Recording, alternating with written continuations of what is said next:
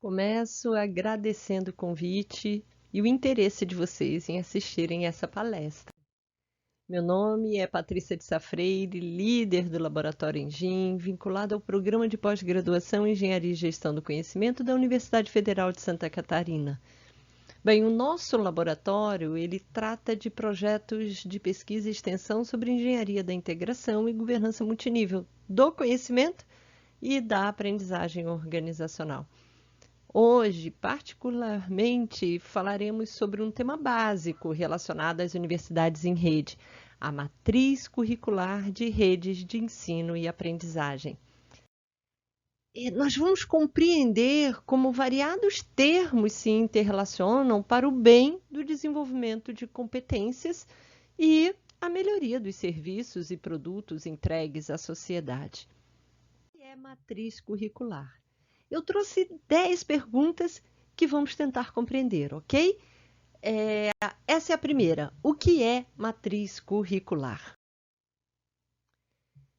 Documento, ela é um documento norteador das instituições de ensino e aprendizagem, sejam elas acadêmicas ou corporativas, escolares ou universitárias, públicas ou privadas e, como tal, fornece diretrizes legais, estratégicas, conceituais e pedagógicas, descrevendo as orientações epistemológicas, as teóricas, metodológicas e andragógicas, bem como as tecnologias de avaliações multiníveis. Ela pode ser considerada a semente estratégica e metodológica para a organização e o direcionamento pedagógico e andragógico das trilhas de aprendizagem e, como tal, ela deve ser abrangente, fundamental, estratégica e flexível, a ponto de permitir a elaboração de variadas grades, ou seja, a aplicação das suas diretrizes em diferentes contextos. Quando falamos de uma matriz curricular nacional, essa deve ser compreendida, então, como um referencial teórico-metodológico para orientar a elaboração das matrizes curriculares situadas a cada estado e, consequentemente, apoiar na definição das ações de formação inicial e continuada, mantendo o alinhamento colaborativo, responsável entre todas as instituições membros dessa rede de ensino e aprendizagem. Vamos para a segunda pergunta. Então, o que compõe essa matriz curricular nacional? Principalmente as diretrizes que já falamos, né? E ainda a matriz curricular, ela abrange os conhecimentos, as habilidades e os comportamentos, o famoso chá, a serem trabalhados nas diferentes etapas do desenvolvimento dos indivíduos, das equipes de alta performance e da própria instituição, chegando até na própria rede de ensino e aprendizagem, podendo inclusive sugerir componentes curriculares a serem prioritariamente considerados pela grade curricular. Dependendo da instituição, do setor que atua e do público envolvido, os termos utilizados para nomear esses elementos que compõem a matriz, eles mudam, né? Podem ser chamados de fundamentos ou orientações formativas, eixos articuladores ou malha curricular, itinerários formativos ou trilha de aprendizagem, dimensões de formação ou trajetória profissional, competências gerais ou base mínima necessária, incluindo ainda as especialidades ou áreas temáticas. Mas o mais importante disso tudo é que nessa sopa de termos é que o objetivo da existência de uma matriz curricular seja alcançado. O objetivo deve ser de oferecer diretrizes abrangentes, fundamentais, estratégicas e flexíveis, possibilitando o alinhamento e aplicação em diferentes contextos. Essas características da matriz curricular nós vamos levar até o final, por isso lembre-se disso. Ela é abrangente, fundamental, estratégica e flexível. Terceira pergunta, qual a diferença entre a matriz e a grade curricular que estamos falando? Bom, nós sabemos que há confusão no uso dos termos e por isso terão alguns que até podem falar que eu estou errada no meu entendimento. eu aceito. E em respeito a todas as diferentes opiniões e fundamentações teóricas e apoios de alguns teóricos, eu vou destacar apenas alguns pontos que eu considero consenso, que nós identificamos na literatura como consenso. Vamos reforçar, então, como eu falei, que a matriz curricular é um documento abrangente, fundamental, estratégico e flexível, e que ele possibilita a aplicação das suas diretrizes em diferentes contextos estaduais e de cada escola. Já a grade curricular, ela é estreita, aplicada, situacional e fixa, ou seja, aqueles 4 termos, eles se transformam situado a um contexto específico. A grade curricular, ela define conteúdos, espaços de aprendizagem, os materiais a serem utilizados, as respectivas cargas horárias, para determinado período e determinado contexto, trazendo inclusive detalhamento das avaliações a serem aplicadas. A matriz pode ser adaptada aos desafios contextuais, mesmo que durante o percurso, pois ele deve constantemente ser atualizado, né? E atualizar as competências demandadas pelos stakeholders ou inovações teóricas metodológicas que surgem. Porém, a grade curricular não. Essa, depois de definida para um período específico, ela não pode ser alterada, tá, gente? Até a sua completude. Pois ela é apoio aos professores e aos alunos na escolha e gestão dos programas projetados e nas ações educativas pré-definidas numa grade escolar, numa grade curricular. Então, ela é criada a partir da matriz curricular e ela organiza detalhadamente os conhecimentos de uma ação educativa ou as disciplinas de um curso. Bom, mas ela organiza em um documento que distribui os conteúdos pelo período a ser trabalhado. Ela descreve o horário, o turno e outros detalhes logísticos em um calendário a ser cumprido. Vamos lembrar disso, né? Em resumo, pode-se dizer que a grade é a aplicação da matriz em um contexto específico. Assim, ela tem a responsabilidade de aplicar a ementa, os objetivos e as competências propostas lá na matriz, né? Para melhor orientação e organização dos professores e dos alunos, docentes e discentes, aprendentes e ensinantes. Uma sugestão para não haver confusão ou conflitos de entendimento dos termos, talvez, pelo menos é o que nós sugerimos na Universidade em Rede, que nessas redes interorganizacionais federativas de aprendizagem, de ensino e aprendizagem, talvez seja benéfico utilizar os termos matriz curricular nacional, que gerará as orientações teórico-metodológicas, e a matriz curricular situada, onde essa última se refere à aplicação dessa matriz curricular nacional na situação específica de cada regional. Bom, chegamos então à 4ª pergunta. Por que é preciso atualizar a matriz, né? A novas realidades de carreira das organizações? O mundo está em mudança. Alguém duvida disso? Ninguém. As mudanças, elas têm sido radicais e disruptivas desde a década de 90. Nessas últimas décadas, então, muito mais agressivas, né? A complexidade das situações problema, elas têm se apresentado acima das capacidades das instituições de enfrentá-las. Essa é a nossa realidade. A realidade atual é que os resultados dos nossos serviços públicos prestados não estão satisfazendo a sociedade.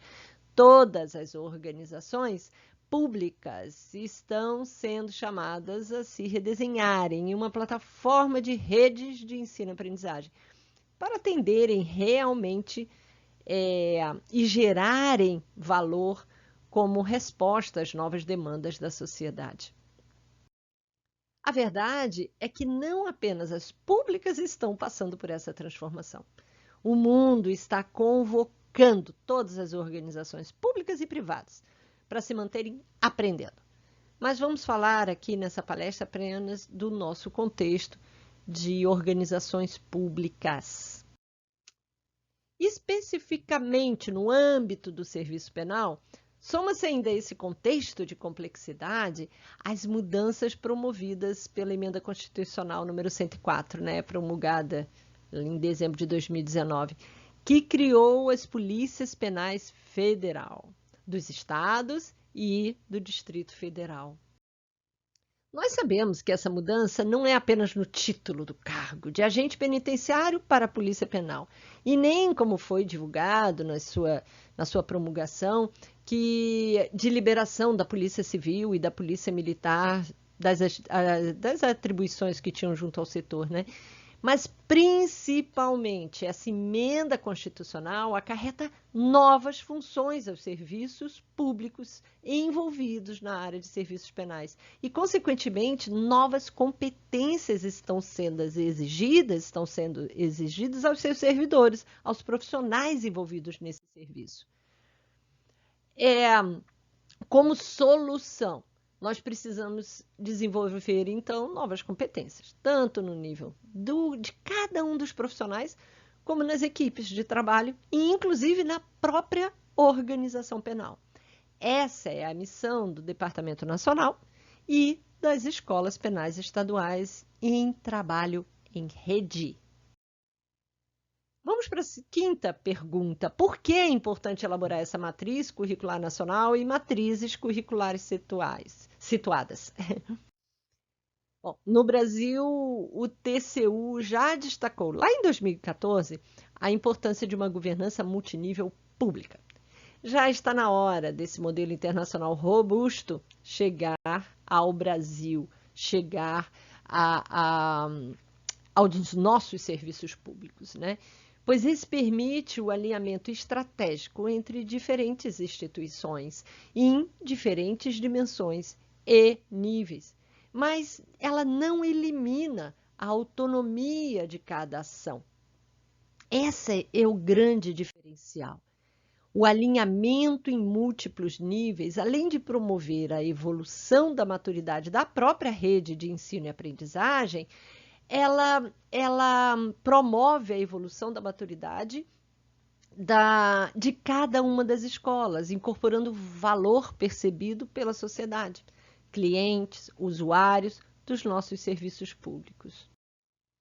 No caso específico do ensino e aprendizagem, instanciando a governança multinível nessa rede de ensino e aprendizagem, o objetivo é manter um alinhamento estratégico conceitual, pedagógico e metodológico entre as múltiplas instituições participantes e, ainda assim, respeitar a autonomia para que cada instituição possa definir a sua própria matriz curricular situada, ou seja, a sua grade curricular de formação e as ações complementares de educação formal, não formal, informal, que vão compor seus programas e projetos educacionais.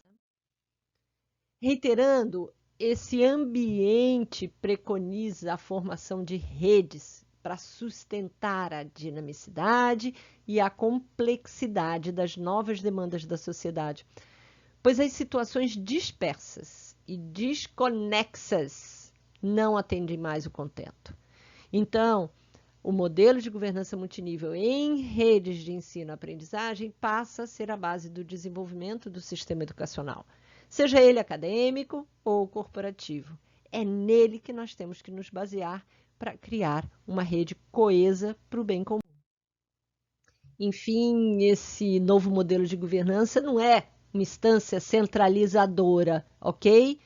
E sim um agente integrador, facilitador da atuação da rede em ambiente colaborativo, que propicia o compartilhamento, que são os 8 Cs, Compartilhamento, colaboração, confiança, cultura, conhecimento e, principalmente, o desenvolvimento de competência de cada instituição envolvida nessa rede.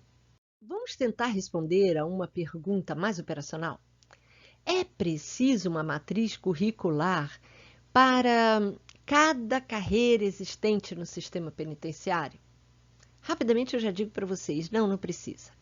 A partir das diretrizes da Matriz Curricular Nacional, cada instituição criará a sua matriz curricular situada, podendo desenhar as trilhas de aprendizagem específicas por carreira. Mas, em seguida, em consequência a isso, o próximo ponto, vocês devem definir a sua grade curricular com a carga horária dos cursos, as disciplinas, as suas ementas, a quantidade de turmas, o enfoque do curso, entre outros detalhamentos exigidos regionalmente. Nesse momento, o modelo situado definirá a abordagem formal, não formal e informal do ensino e aprendizagem por carreira específica, abrindo a possibilidade de sua atualização. Esse detalhamento não é definido na matriz curricular nacional. Então, esse detalhamento, para sua aplicação específica, é feito pela matriz curricular situada. Uma dica para que esse desenho de aplicação aconteça, seja realmente fácil de ser aplicado, sugere-se utilizar o que chamamos de design educacional, que é uma metodologia de planejamento, sistematização e estruturação dessas soluções de aprendizagem e ações educativas, mantendo elas alinhadas às trilhas de aprendizagem que foram, por sua vez, desenhadas a partir da matriz curricular nacional. Com isso, nós trabalhamos totalmente alinhados na rede. Vamos para a 7ª pergunta? Como identificar que a matriz curricular precisa ser atualizada? Se faça algumas perguntas. O mundo mudou? As carreiras mudaram? Os objetivos estratégicos mudaram? As exigências de entregas dos cargos que você está trabalhando mudaram? Se alguma dessas perguntas recebeu respostas sim, muito provavelmente sua matriz precisará ser atualizada. Vamos começar compreendendo que a qualidade e os resultados da aprendizagem, eles são medidos pela capacidade do indivíduo, das equipes e da própria organização de transferir o aprendizagem para a prática social e do trabalho, ou seja, para o dia a dia, Não por uma nota de prova ou pelo resultado da avaliação, da satisfação do aluno com o curso. O que nós precisamos e temos sugerido é a implantação de um sistema de avaliação multinível e multidimensional para instrumentalizar essa percepção de necessidade de atualização, tá? Ela é multinível, pois precisamos avaliar a aprendizagem no nível do indivíduo, das equipes, da organização e da própria rede, gente?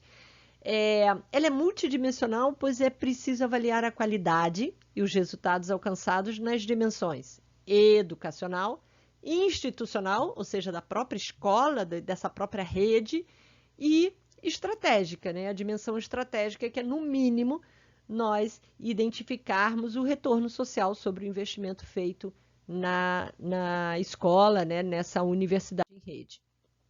Pelos resultados alcançados pela avaliação multinível e analisados pelo sistema nos múltiplos níveis, será possível controlar e planejar.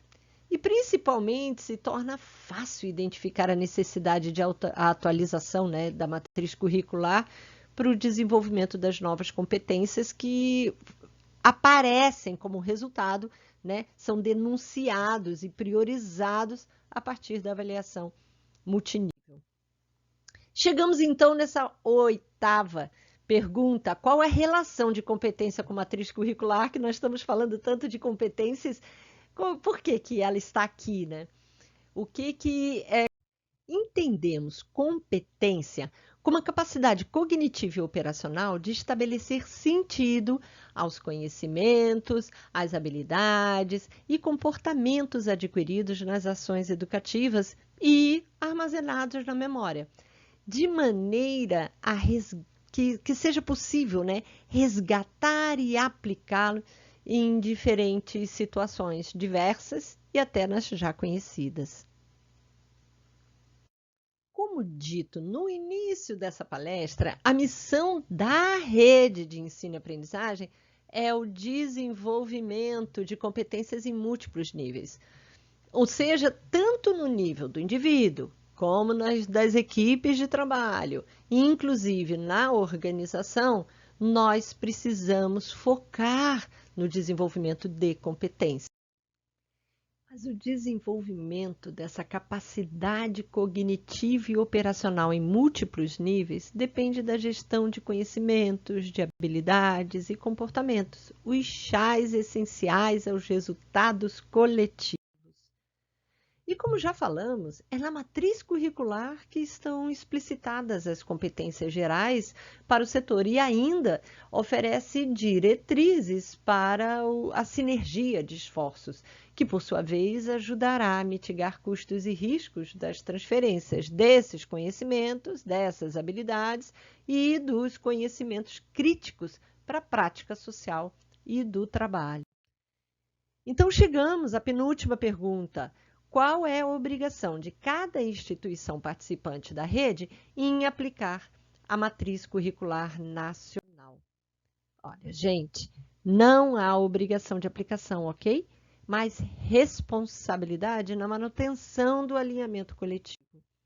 Ser membro de uma rede de ensino e aprendizagem é ter a maturidade de representatividade colaborativa para o bem comum. Isso é, o que isso significa?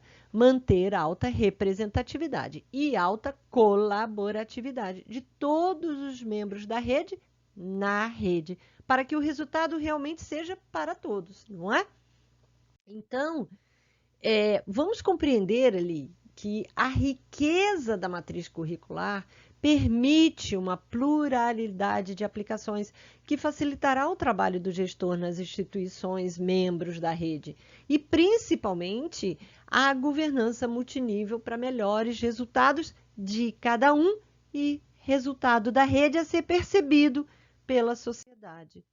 Aplicar a matriz curricular é uma forma de manter essa homogeneidade das metodologias, mas também permitir a personalização da proposta pedagógica, andragógica, conforme as características dos alunos e das especificidades de cada carreira ou de cada contexto regional.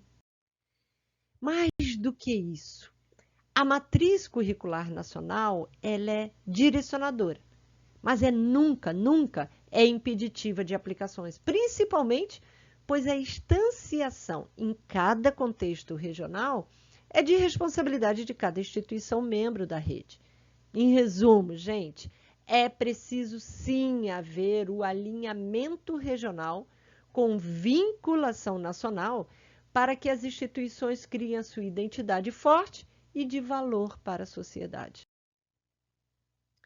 E por fim, finalmente, chegamos à última questão, né? A última pergunta. Quais as consequências para os membros de uma rede de ensino-aprendizagem, caso não queiram se manter alinhados às diretrizes coletivas? Bom, a principal consequência será coletiva, ou seja, a manutenção dos altos riscos e custos coletivos. A consequência para cada membro, será pelo desalinhamento. Há uma governança multinível que apenas pretende apoiar o desenvolvimento de competências desejadas por todos e para todos. Ou seja, a escola regional, a escola que coordena aquele contexto regional, ela terá que gerenciar sozinho o alto risco e o alto custo de se manter desatualizada. Mas eu não vejo o interesse de algum membro em não aplicar uma matriz nacional. como uma matriz curricular de rede de ensino e aprendizagem, a matriz nacional ela é programada para valorizar as contribuições de cada membro e promover o direcionamento para a integração dos componentes curriculares de maneira a eliminar as lacunas de competências. Todos os membros da rede, no final, se sentirão respeitados em sua autonomia e perceberão o alto valor agregado na utilização dessa raiz na sua escola, dessa matriz na sua escola. Para terminar a nossa palestra, relembro, para destacar mesmo, que a matriz curricular nacional ela é apenas um conjunto de diretrizes que permitirá cada uma das instituições membros da rede de ensino-aprendizagem a atualizarem a sua matriz curricular situada e estabelecerem a grade curricular sem perder os fundamentos e os objetivos que devem ser estratégicos e alinhados entre todos. As discussões, as definições, os objetivos e as missões aqui apresentadas, elas são resultados de pesquisas do Engim e nossas aplicações nas organizações. Espero ter trazido ao debate temas de interesse e pontos importantes que levem à consolidação da rede de ensino e aprendizagem do Serviço Penal Brasileiro. Então, fico aqui com vocês, nós do Engim, do EGC, da Universidade Federal de Santa Catarina. Muito obrigada.